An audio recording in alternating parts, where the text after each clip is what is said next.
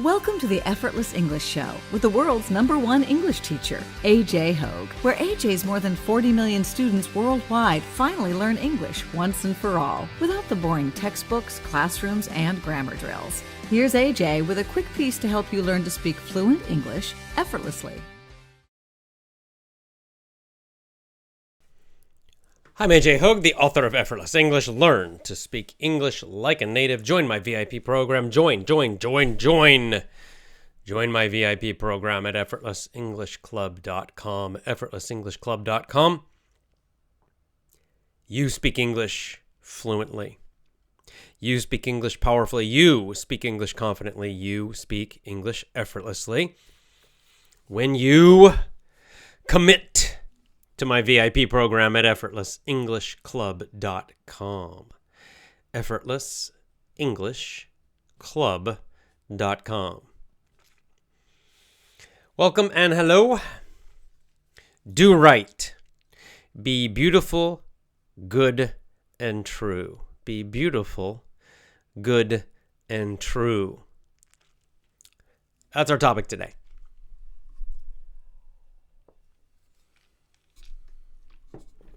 Letting the live viewers come on. Takes a minute usually for everybody to join. Speaking of beautiful day today in Osaka. Warm, but not hot, and the air is very dry. In fact, it feels the last few days here in Osaka, it's actually felt more like fall, like autumn, right? Really dry air, that kind of dry air. So the visibility, the air is so clear. It's like super clear. You can see a long way, like you can see very far, right? That's not usual in the springtime. Spring is usually a little more humid, right? More water in the air, and there's pollen and things in the air usually in spring. So, it's usually the visibility, the distance you can see, the air is not quite as clear usually, right? In the summer too. But it's been a bit strange the last few days. It's been more, like I said, like early fall. I'm not complaining. It's really perfect weather. This is Hawaii weather. It's my favorite kind of weather. Like I said, warm but not too hot. Kind of dry air, so in the shade, right, out of the sun, it's nice and cool. So anyway, I had a beautiful day. Just went out walking. As usual, took my daughter out, and we just went to the park and walked around. She took a little nap, and we played in the dirt. Went to the swings, played on the swings at the playground. Then we came back home, had some lunch, and went back out again here near in our apartments, and ran around and played and had a great time again in the late afternoon, early evening. So really, really fun. And then I played with my son indoors in between those times. Just a wonderful day. Perfect day. All right, well, why don't we get into our topic, and then we'll come into comments and questions as usual. I'm just cleaning my reading glasses. Okay, so I've got another Thoreau quote. Maybe you realize I like Thoreau. Just a great writer, American, wrote just before the Civil War in the United States. So let's look at another quote of his, which is about our topic today. And I'll share on my screen, and it's just some quote website. Okay, here's the quote. It says, "If you would convince a man that he does wrong,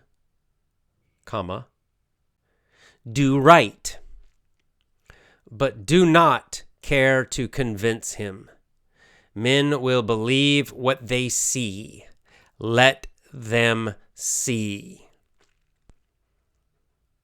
Excellent. As always, from Thoreau. Let me explain the vocab. If you were to convince a man that he does wrong. Okay, convince is like persuade. It's the same idea, right? Change someone's mind. change their opinion about something. So let's say, you see there's a man, a person that is doing something wrong. You believe they're doing something wrong, right? And you want to convince him. You want to tell that man, you're doing something wrong. This is wrong. What you're doing is foolish. What you're doing is wrong. What you're doing is bad. So he says, what should you do? How do you do that? He says, do right. So in other words, lead by example, a topic we've talked about recently. Do right. Do what is right, right? Show, don't tell is another way to say this. He says, do not care to convince him. Do not, it's a little bit of old style writing here. It means do not try to convince him. Don't worry about convincing him, right? Don't try to change his mind with words. Don't try to persuade him. That's what Thoreau is saying. And why? And this is why. Men will believe what they see. And this is what's interesting is this is also good advice for storytelling and public speaking, but in life in general for persuasion. Men will believe what they see. So that's why. Men don't believe what they hear. They don't. And this is absolutely true. If you study persuasion at all, right? Sales, marketing, persuasion. Most people are not persuaded, they're not convinced by logic, by logical words. They are not. They are not. Men believe what they see, and that is absolutely true. People are more convinced, more persuaded by seeing something. Now, this is why television is so powerful. This is why movies and TV shows are so powerful in a negative way, propaganda, because they're not, they don't just directly say things, right? If they just directly said, trying to use logic, well, it would never work. No one would believe them, kill babies and just party and kill babies, right? They're not going to say that. They said that, everyone would say, oh, that's terrible, right? So no, they use stories and words and emotions and images to show you the Sex and the City lifestyle, to show women the Sex and the City lifestyle and make it look, fun and amazing and free, right? And that's true for almost anything. So, but it's also true on the good side. If you're trying to convince someone to change their mind, to do something good, it's the same idea. Just telling them, you're doing something wrong. Nobody likes to hear that, right? Nobody likes to hear it. And most people ignore it or fight against it. They argue against it. Men believe what they see. They believe what they see. So again, he's saying, show, don't tell. Show great behavior. Show what is right. By doing it, by living it, right? By demonstrating it. Let them see, he says. Let them see. Rather than hear, let them see. And this is just good advice for persuasion in general, but also just for changing people's minds about anything, is again, in storytelling or in public speaking, the idiom, the phrase is show, don't tell. Show, don't tell, right? And it's also good for writing, good writers. They show, don't tell. What does it mean? They don't directly tell you what they want you to do or what is good or what is bad. They show it, right? With images, with a story. Sometimes the images are in your mind. They use words to describe a story, to create the images in your mind. Or sometimes, if it's video, of course, they show you directly. Or in real life, you do it by being a good example, right? By being a good example. So, recently I talked about, fearlessness and being brave. Well, what's the best way to do that? Not by yelling at everybody and saying, don't be afraid, don't be afraid. You're afraid and I'm not. You're afraid and I'm not. I mean, you can say it, I guess, but the even better is just to show it, just to demonstrate, just to be relaxed and strong and courageous, during your day, in difficult situations. You're just calm and you're brave and you're relaxed in those situations. People see it, they feel it. And that's convincing. That is more persuasive, right? In general, again, people are persuaded more by nonverbal. I think this is also true, again, with public speaking, nonverbal traits, nonverbal communication. So you could have two public speakers, for example. Two people give a speech, the same topic. One is very, very, very, very, very, very logical with lots of facts. But the other one, but maybe he's kind of a bad speaker. He's nervous. He looks down. He kind of says, doesn't look sure, doesn't look confident. Lots of bad nonverbal communication. The other speaker, only a few facts, a lot of emotional language, but appears very strong, very confident. Head up, great eye contact with the audience, good movement, great energy, strong voice. Who will be more persuasive? We all know it's the one who has the strong nonverbal communication that is showing confidence, right? With their body movements, with their voice, and some other things too. This is just human nature. This is just the truth. We like to imagine that we're all very logical and rational. We're not, okay? We're persuaded by nonverbals, we're persuaded by emotions, we're persuaded by what we see, not what we hear so much. So this is something to think about, like it's the same in a job interview. This is another thing. In job interviews, it's the same idea. You have a job interview. And most people, they worry so much about their answers. What will I say? What's my greatest strength? What's my greatest weakness? What will I do in 5 years? All that nonsense. And they worry about thinking of some perfect answer. The truth is, the answers are not very important. What you actually say to those questions, the specific details of what you say, it's not very important, as long as you don't sound completely stupid. What is important, what is far more important, is how you say it.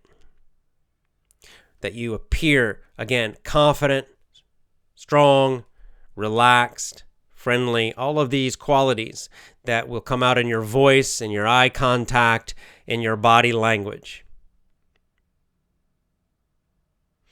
And it's that confidence, that overall nonverbal communication of confidence and friendliness, these other traits, these other characteristics that you show through the whole interview. That's what gets you the job more than anything. Yes, of course, you may need some specific job skills, and of course you'll need, if you want to do computer programming, you need to show that you can actually do that. Of course, that's obvious, right? But still, there are probably hundreds of people with the same skill who are also interviewing. So what's the difference, right? You have a lot of people who have the skill. They can do the job. So which one gets hired? It's the one that has that best nonverbal communication usually, right? Another way people will say it in English, they'll say intangibles. Intangibles. Tangible means touchable, something you can touch. It's physical, something physical, right? Physical. In makes it negative, so it means not physical. It's something you cannot touch. It's not something you can see. It's something that's not obvious. Intangible, right? It's the emotion. It's the body language. You can see body language. It's not actually intangible, but it's subtle. It's not obvious to a lot of people, right? Tone of voice, the way you shake hands, how you're dressed, how you sit during the interview, how you interact, just basic social interactions. All of these kinds of things are very, very, very, very, very powerful and very important in communication. And it's any kind of persuasion. So Thoreau is exactly right. It's in your personal life this is true, but it's also true in any kind of situation where you need to perform, where your communication is trying to persuade or convince someone to do something. Maybe give you a job, maybe clap for you at the end of a speech, whatever. So it's very important. This is why, in Effortless English, I talk about emotion a lot, and motivation and things like that, because these things are actually even more important than the method you use.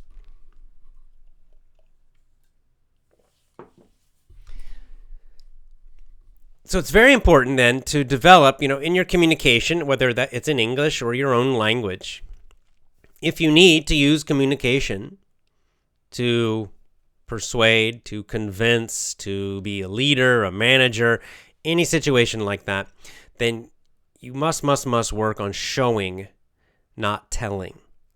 Right? It's not your words. It's not a lot of word tricks. A lot of people think that persuasion it is mostly about tricky words. Not really. Not really. I mean, yes, there are some,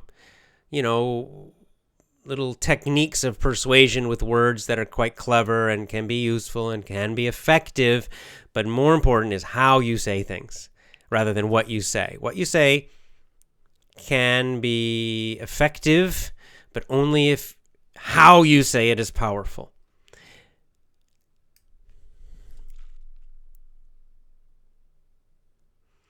All right, we'll get into the comments in a second. It's interesting because I just posted on my Gab. If you follow me on gab.com, I posted it's supposed to be a funny video. Some comedians made it about TED Talks, and it's basically every TED Talk, right? There's a formula, and there is something I personally actually don't like TED Talks. I find that they have just a formula, and it's a bit fake. Just my opinion.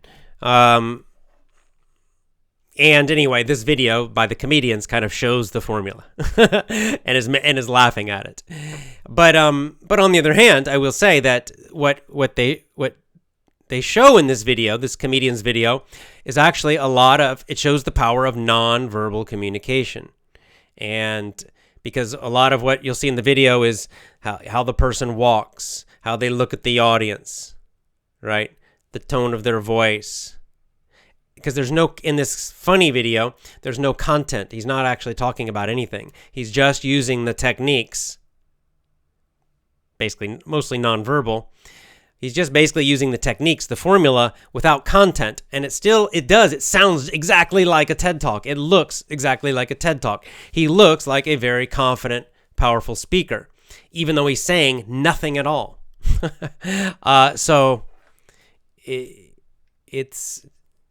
It's surprising how powerful this is. Some call it rhetoric. It's nonverbal communication plus emotion. If we talk about the larger topic, which is just emotional persuasion, then it's often called rhetoric. So that includes your nonverbal, and it also includes then the words you use. But again, what words are most persuasive? What words are most convincing? Not logical words, emotional words. And, yes, this has a very negative side because it means that truth often loses. Truth often loses in arguments because the person who changes people's emotion, they win the argument, even if they are actually wrong.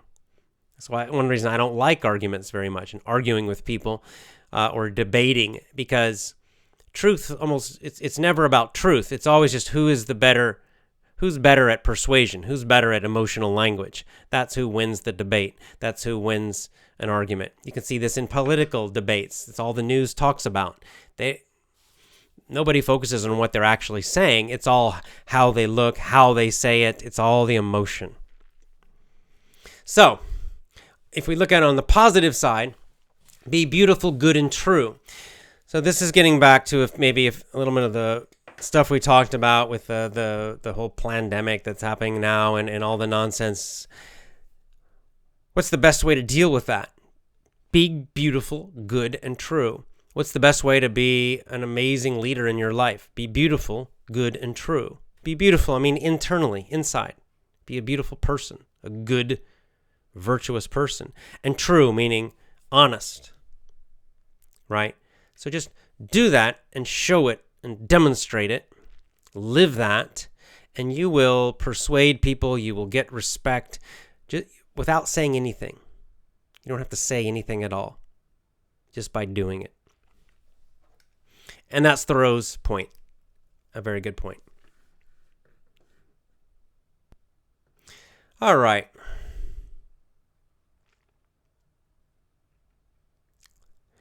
Getting some comments. And Leonardo Parigi says, sometimes it's really tough to figure out that 80% of learning depends on psychology, 20% on method. There's a lot of things, but I'd say, certainly with communication and persuasion, yeah, absolutely that's true. Method meaning words. And then the psychology meaning the emotion.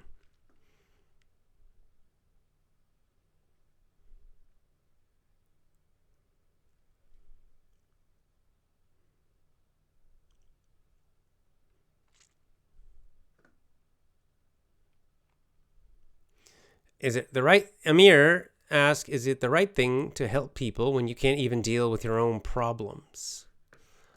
Well, it really depends on what you're talking about. I'm not sure.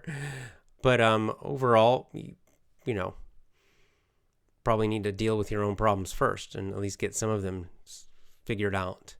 But, it really depends. I don't know what you're specifically talking about. Yeah, like there's the famous idiom, Shakur says, an image can persuade more than 1,000. We say a picture's worth 1,000 words. Right. Right.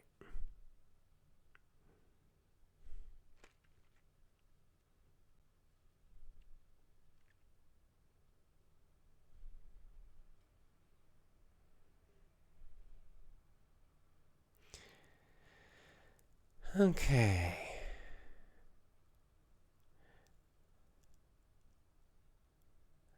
Jamal says, how can you help a person who is depressed and doesn't see any beautiful things in life?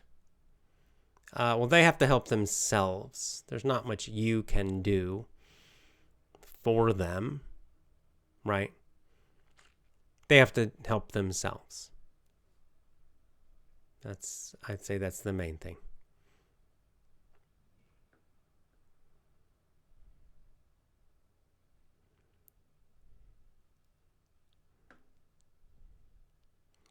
Zobade says, a mentor works with TED speakers for 3 months before their speech.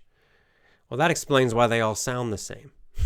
Because they're being coached for 3 months using the exact same techniques. Like, people have asked me, have you ever done a TED Talk? No. Do I want to do a TED Talk? No. Like I said, it just feels fake to me. You might not notice it. I know there's some nice topics, but there's just something about it. It feels like robotic. It feels like a formula and there's some censorship they do. I don't know. It's okay, I guess. But, I don't find their formula great. It's not bad. I mean, they do, the speeches sound good. That's why they're popular. But, like I said, they're lacking emotion, real emotion, sincerity is my feeling.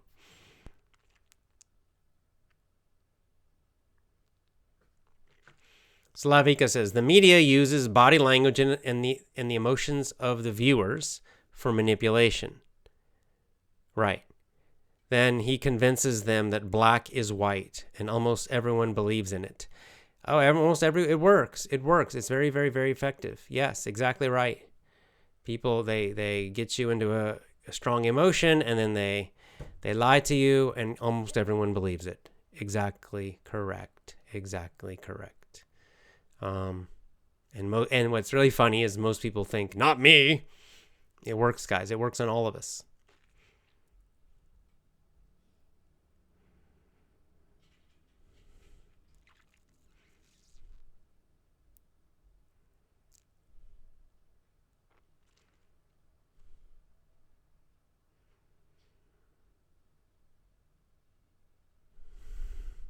And people are bringing up porn again. We'll talk about porn another time.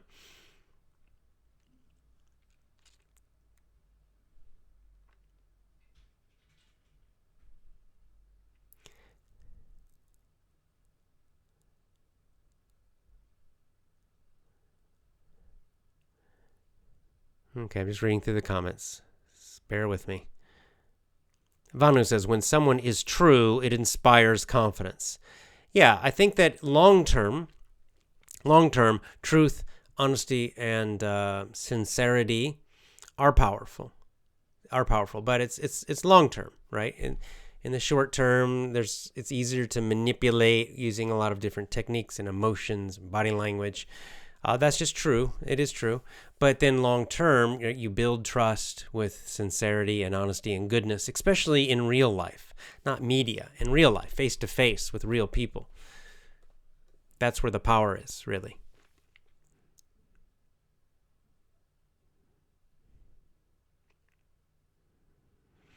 Shaw Mahdi says, AJ, most traditional schools don't care for students to study communication or public speaking or how to win job interviews. Yeah, that's true. Even how to observe things around them. That's why we prefer homeschooling. 100% correct. All of those. That's right. They don't. And if they have a speech class in most schools, the speech class sucks. They don't know what they're doing. It's terrible. So, yeah, you're right. Job interviewing. Why don't they teach job interviewing? Like really decent job interviewing. These are important skills, very important skills for getting a job. For career, for lots of, not all careers, but for many. And, right, they're not taught.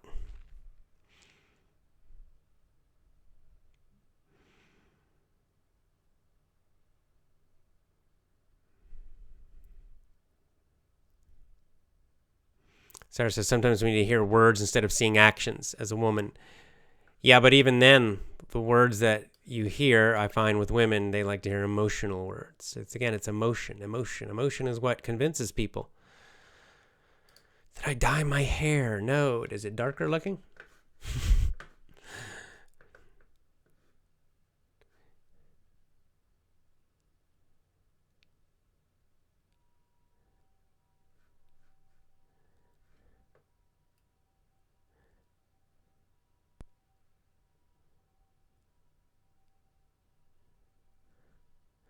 C. Prince Knowledge says, I think there's nothing special in anyone's life. Anyone who achieved their goals did this by controlling their emotions and doing hard work. Well, those two things certainly help. Some luck helps, skill and talent helps. There are many things that can help. But, yeah, two things you can control. Controlling your emotions and doing hard work are helpful. Yes.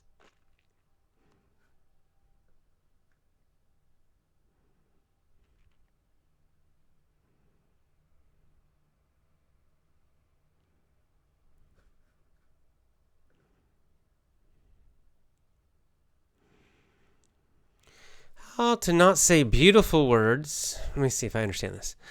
How to not say beautiful words in a good way. This is Ozma. When we need to say those nice words to raise up a person when talking to him. So again, it's emotional language. If you're trying to encourage somebody, right? So you're trying to encourage somebody. Let's say someone is kind of, they're feeling bad, and you want to encourage them, right? It's your emotion that's, again, it's always your emotion that's going to do it. It's what you say, how you say it is more important, right? If you're really strong and confident and energetic and enthusiastic, and you can get that across to them and then say positive things to them, about them, and get them that's more motivating than if you're just talking quietly. You might say very nice things, but you're just kind of have low energy. I mean, that higher energy enthusiasm will generally work better. So it's a little tricky, when you're trying to persuade one person. There, you kind of really more specific. If you want to get more detailed, you kind of start at their emotional level, and then you raise it up and move them in the direction you want them to go. It's called pacing. But in general, strong, positive, confident emotion is more persuasive than less. And it's more important than the specific words you say.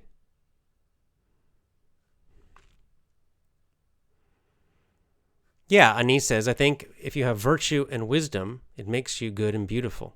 Well, right. That's when we say good and virtuous, we're talking about the same thing. You're following natural law, you're following dharma, right? Logos. Yeah, right. That's what I mean when I say beautiful. Exactly right.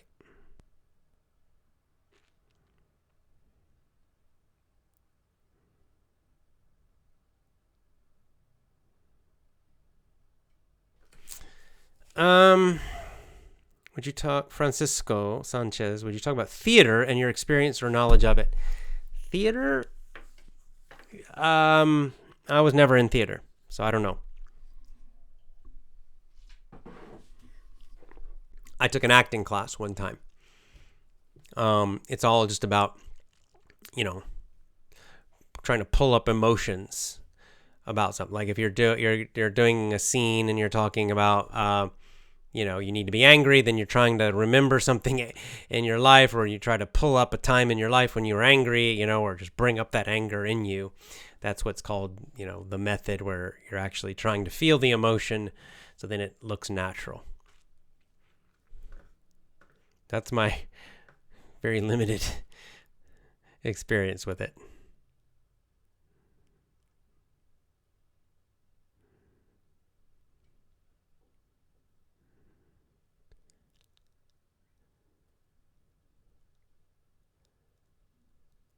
And he says, I'm outside right now doing a little walk. Not at home anymore. Everyone exploit this wonderful weather. Yes, hopefully you have wonderful weather. Ours is great here. Really great.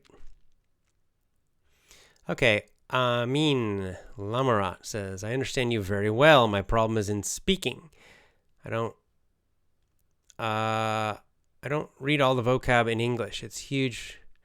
4 million. It's too much to learn. Well, you don't need to know 4 million words. Yikes. On the positive side, you need something like, you'll see different numbers, but 2,000 to 4,000, 2,000 to 5,000 words that you know very well, that you can use quickly. And that's kind of what's called normal, fluent, conversational level vocab. Just the common everyday words we use. It's not a huge number. It's certainly nothing like 4 million. I mean, most native speakers, I don't have 4 million vocab. I don't know where that number comes from. But you don't need a giant vocab for good speaking. Not at all. In fact, you need a fairly small, limited vocabulary, words that you know. You just need to know them well. You need a huge amount of repetition. And then just speak simply using simple vocabulary. Now, for understanding, for listening, it depends on what you're doing. Again, in normal kind of casual conversations, it's not as much, but then you might have to deal with idioms and other things. So you need to understand more than you need to use, if that makes sense. Active versus passive. Hey, Mehdi, good to see you again. Mehdi with great advice. Learning English is all about being in love with that language. It's all about getting up at the crack of dawn and never giving up.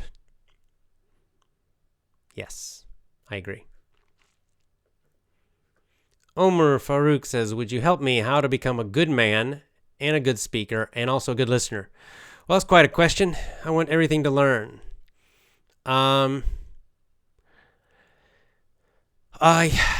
So that's three big things. Good listener is just listen a lot. I don't know if you mean just by meaning listening in English or like listening like socially, but let's just say English. So you got to do it out. You got to put in lots of hours of listening every day. And how do you do that? You have to listen to things that are interesting and understandable to you. That's the main thing. If it's not interesting to you, you'll get bored and you won't want to do it anymore. If it's not understandable, you get frustrated and you won't want to do it anymore. This will help your speaking eventually. It takes some time, and then eventually You will start to be able to use those words more and more that you're learning from listening. And then you just want to speak as much as you can. Try to talk to people as much as you can. How to be a good man. That's a giant topic. I don't know. Study a traditional, religious or philosophical system and follow it. Sanatana Dharma, traditional Islam, traditional Christianity, Buddhism. They all teach about this.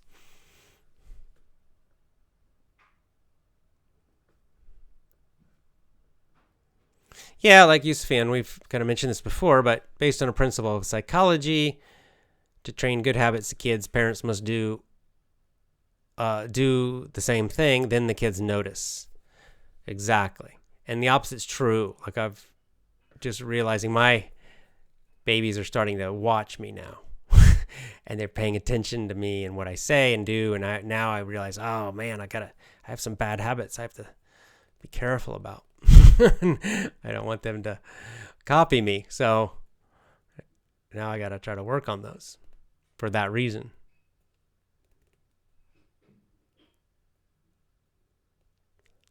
Could you recommend a book to improve public speakings? Asked Salvador Sanchez.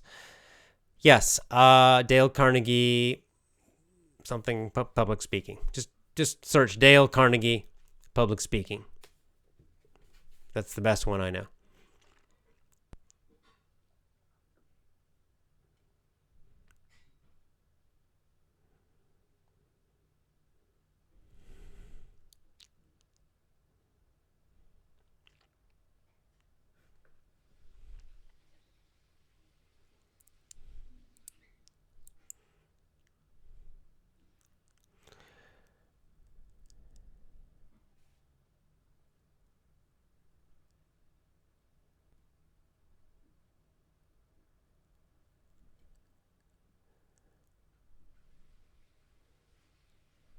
If you could talk with Francisco Sanchez says, if you could talk to anyone in history, who would it be and why? Well, without thinking about it too much, I would just say Thoreau. How about our author today? I'd love to talk to Thoreau and talk to him about his life and how his life in Walden. Great. One of my favorite people from history, writers.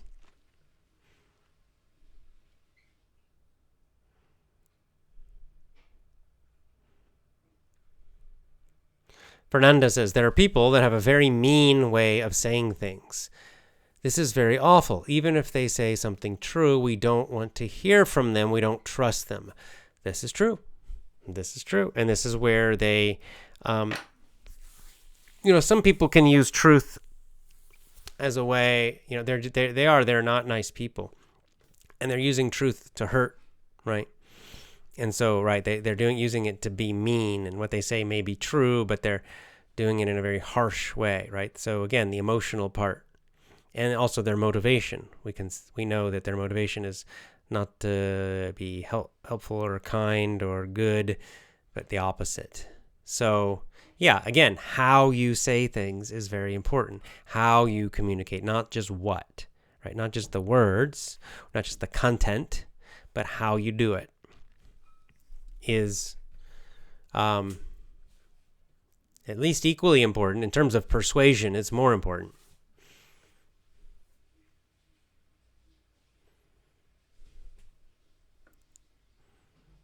Okay, try to catch up.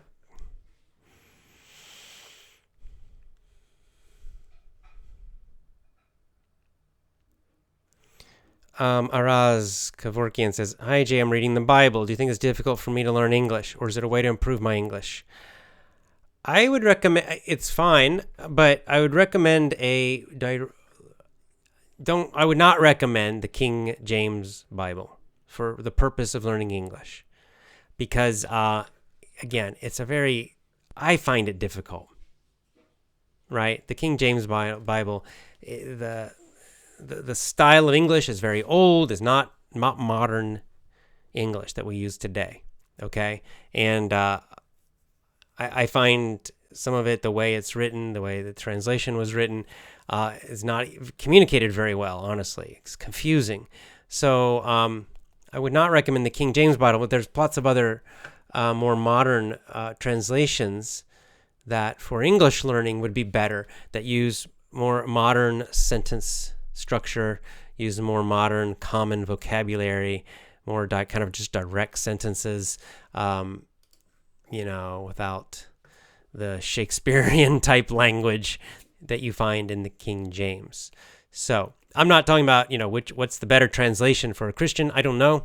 But I'm just saying for the purpose of English, you want something that's more modern, right? One of the more modern, simpler translations in English would be better.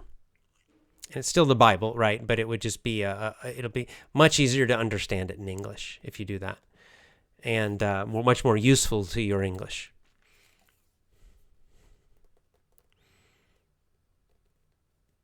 Like, let me see if I can pull up an example of this. Let's see. Oops, that's the Bhagavad Gita. Where's the Bible? All right, I have the King James Version, so let's take a look, and I'll just give you a quick example of this.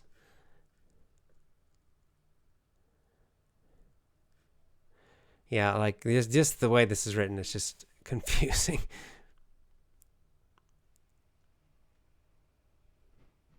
I mean, just like this. Like, and Jesus came and spake unto them, saying, all power is given unto me in heaven and in earth. Okay, so we don't talk this way. This is not modern English, right?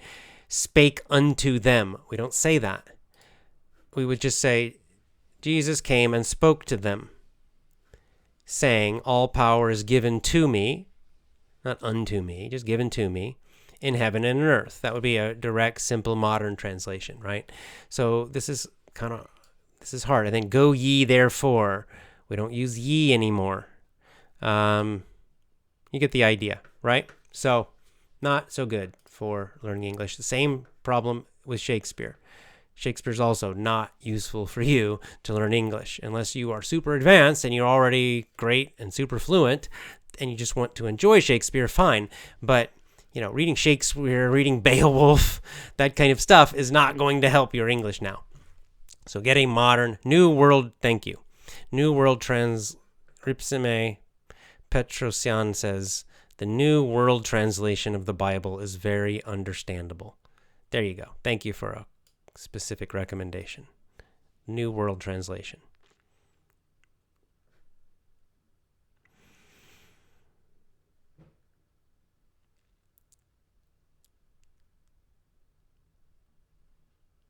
Okay, yeah, Vladislav says this is true. This is true. This is in dating or men attracting women or the other way. At pickup trainings, pickup meaning guys picking up girls, attracting girls, like dating, like in a bar. They teach you the same truth. Words you tell to girls are not important. Your emotions are. It's true, but for most guys, those trainings don't work. Coaches just want your money. But it's absolutely true. The women respond to the confidence, not to, right? So this is why, like, the idea that there's a pickup line, there's some cool thing you can say to a girl, and she'll go, oh, wow, you're so cool because you said this cool thing. No, not really. They're responding to the confidence, the eye contact, the feeling, all of that. What the guy is actually saying doesn't really matter. He can just say, hi, my name is John. How are you? I'm being funny, but you get the idea, right? You can just say his name. How are you doing? Doesn't have to say a bunch of crazy stuff because he's so confident. She feels the confidence. She feels the attraction. She'll maybe say some stuff, go away, I'm not interested, and he'll still stay solid, strong, confident. And those are the guys that do really well with girls. And they may have some clever, funny things to say also, but really, mostly it's about the emotion and the nonverbal and all that stuff.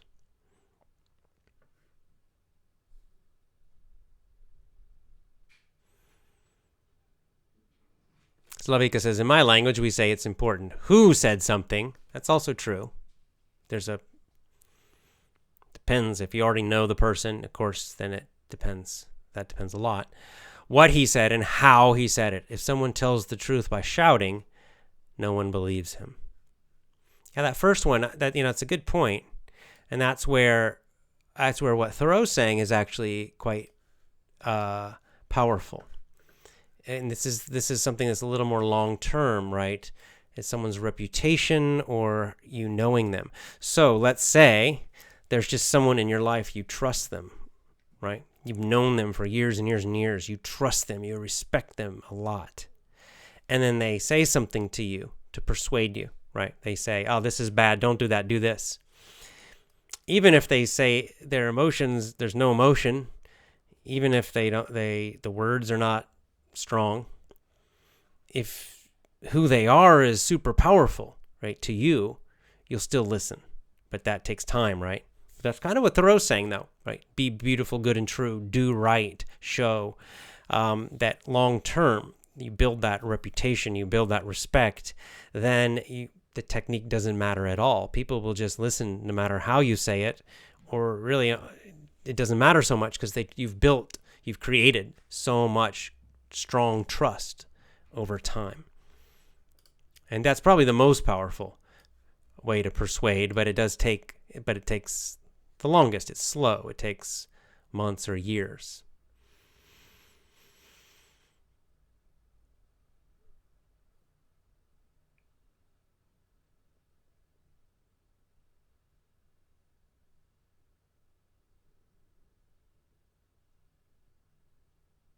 Yeah, this is not bad, actually. Imitate Trump, repeat after him. You'll learn a lot of good English, plus his speeches exude confidence. Well, yeah, he's an excellent speaker, and that's right. And he uses simple language, simple, straight, direct language, powerful. Yeah, he's really good, and he had a lot of training, in TV first, which is probably why he's so good.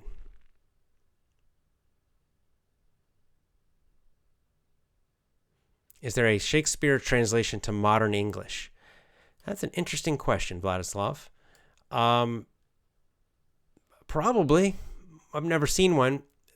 The problem with that is a lot of the art and beauty would be lost. What makes Shakespeare great is how he says things, right? It's not so much what. So translating Shakespeare into just direct, simple English, this is a case where a lot of the art and the poetry would disappear, and the beauty of the language would disappear, and you would understand the story more easily. It would be easier to understand for sure, but then the beauty would be lost. So for that reason, maybe I'm not sure, but I'm sure there are translations. I mean, versions that have been changed to modern language. It would be interesting to see, actually. Curious now.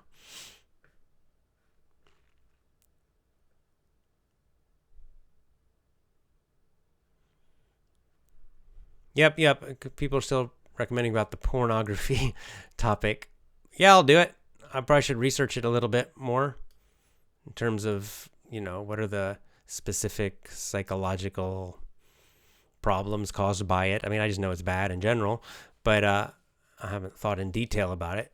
So I might do that, and we could talk about it because it is bad. Just don't do it.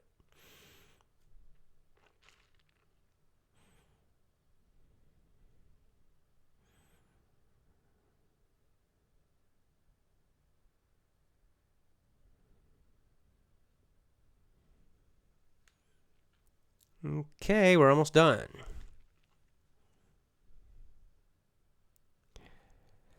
Amir says, people always ask me about Friends. I just don't. Well, why is that one so popular? I mean, did somebody make a video somewhere on YouTube, recommending the Friends TV show for English learning? Because everybody asks me about Friends. It's always that one. There's nothing really special about it. In terms of English, it's okay, I guess. It's a sitcom, so it has little jokes and things. You might miss some of that. I mean, it's okay, but there are hundreds and hundreds and hundreds of TV shows. If you're wanting to do an American TV show for the purpose of learning English, like something like a sitcom, situation comedy, then yeah, Friends is fine if you like it, but there are many, many, many, many others you could use that also would be totally fine. In general, though, I would not recommend sitcoms because comedy is a little bit more difficult. I think dramas actually would be better for English learning purposes, and even like just I think those or like shows like on Discovery Channel, things like that, or the Food Channel, where it's more people it's more kind of a conversation, or they're just chatting with you about like talk shows, things like that. They're talking about food, they're talking about, I don't know, some fish or some nature thing, or those kind of things actually might even be better.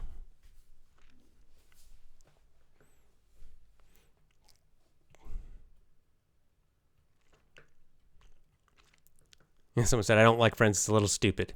Yeah, it's definitely stupid. But, I mean, that's just the kind of show. All those kinds of shows are kind of stupid.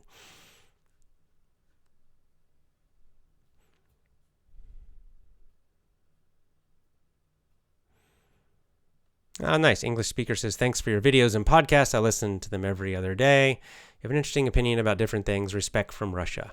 Thank you, and respect to Russia.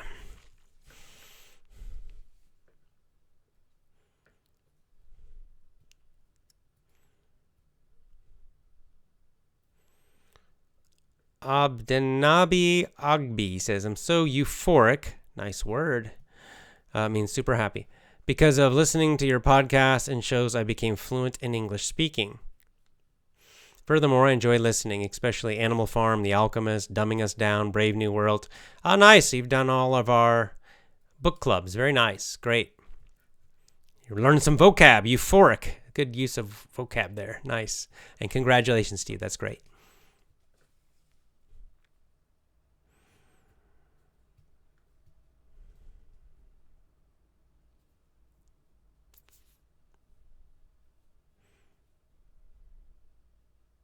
Oh, hey, Jermila. Jermila just joined. So people are mentioning different shows.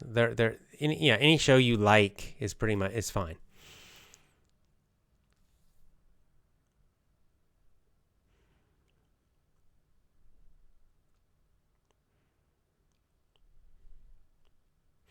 Mohammed Batiste says, what do you think of memorizing sentences? In general, I don't recommend it. Just, I don't recommend it. Because then how do you know you're going to use that sentence? Right? Because then the real conversation happens. Maybe you need to say something a little different, or say it differently. So if trying to like have a bunch of memorized sentences in your head that you have to then remember like a menu and use them, it's just not very natural. Sounds stressful.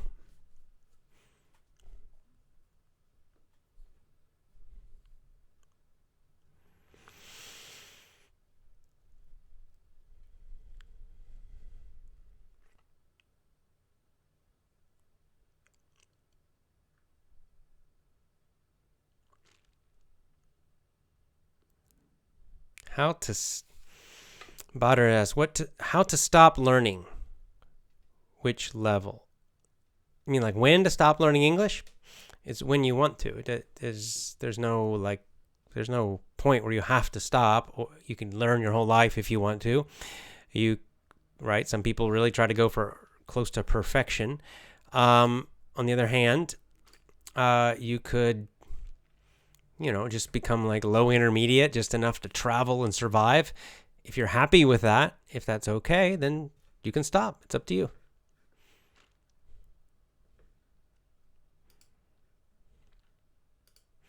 Okay.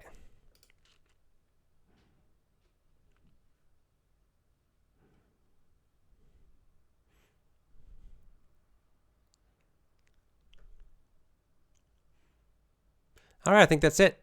I think we've got all the comments, most of the comments at least. All right. Well, to summarize, do right, be good, beautiful, and true. Show, don't tell, right? Emotion, nonverbal communication. These things are more persuasive. They're the most important things. And demonstrating good behavior, goodness, beauty, and truth. Demonstrating, showing it is the most powerful thing rather than talking about it. All right, then. Lots of love to all of you, and I will see you next time. Have a great day or evening.